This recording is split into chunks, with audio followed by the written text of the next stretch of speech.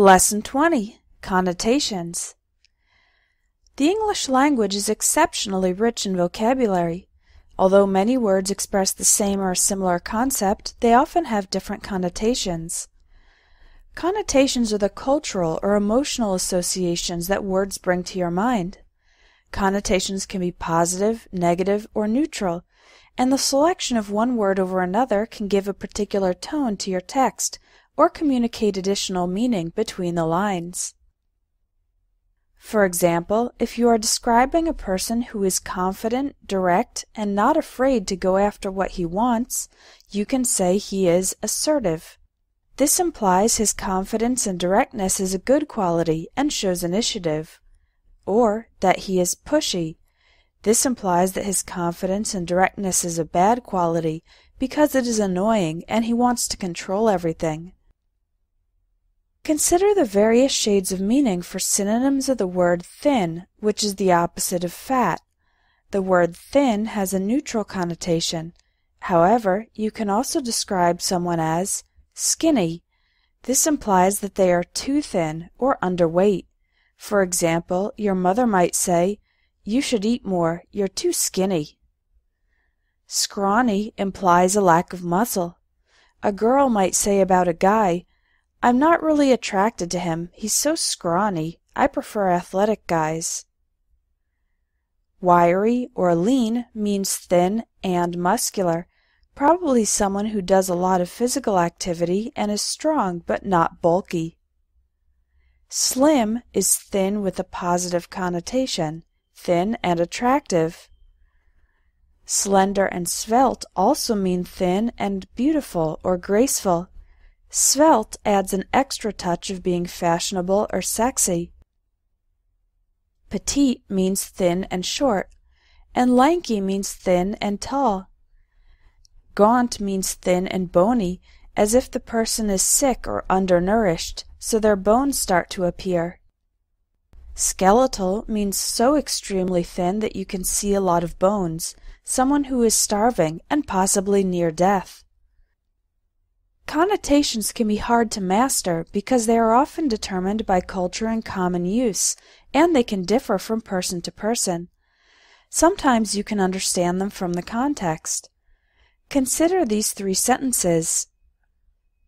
That hotel was a real bargain. We stayed for 2 whole weeks for less than $500. I'm looking for an inexpensive hotel in Madrid. Do you have any recommendations? We stayed in a cheap hotel next to the highway. It was noisy, the AC was broken, and they ran out of coffee at breakfast. A bargain, inexpensive, and cheap all mean essentially the same thing, not costing very much money. But you can understand from the context that a bargain is described as a good thing. Inexpensive is neutral, and cheap is used as a criticism of the hotel's low quality. The power of words. Connotations can be extremely politically and emotionally charged.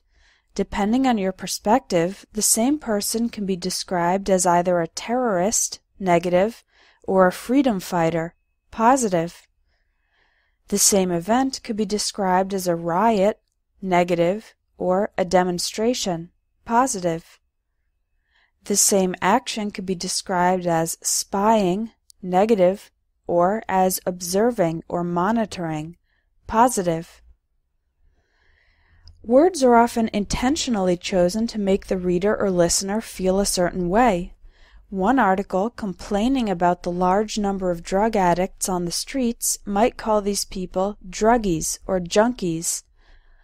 Another article, which wants us to feel more compassion, may call them substance abusers instead. Consider these different words for women. The word lady is the most courteous and positive way to refer to a woman. Woman is the normal and neutral word. Some women get offended when men refer to mature women as girls, as if they were young. However, many women refer to their own groups of friends as girls or gals. Chick is a slang term and can be positive or negative, a hot chick or an ugly chick.